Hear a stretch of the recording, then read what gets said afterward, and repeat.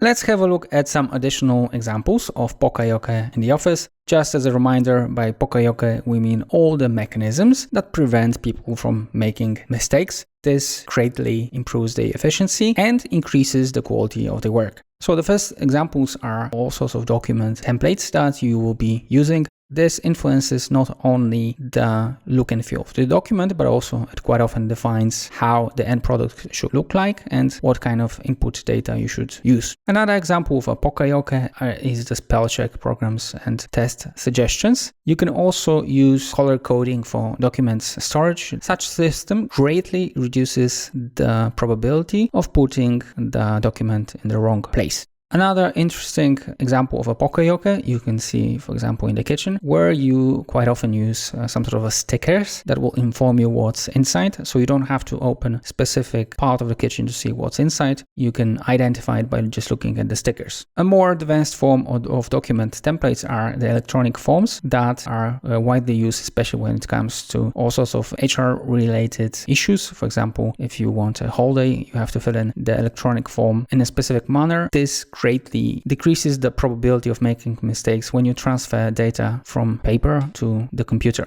When it comes to analysis, you'll be using a lot of drop-down lists that will help you improve the quality of the data and will speed up the analysis process and the process of gathering data. So if you are a business analyst, this will be one of your main weapons that you will use to make sure that the data you're using are not crap. And the last type of Poka Yoke that you may come across, it's all sorts of secured files like Word and Excel, where you secure part of the document from unwanted changes. Now let's have a look at some visual examples. So here you have an example of a drop-down list that you may have to create in order to make sure that the input data are of the right quality and that the person who is inputting data did not make any mistake. We've mentioned that in the kitchen you can use different sorts of stickers to show you what's inside. So here we've got example of stickers in a form of an icon. Here, for example, you should look for cups for tea or coffee. Instead of that, you can obviously use stickers with the names like that.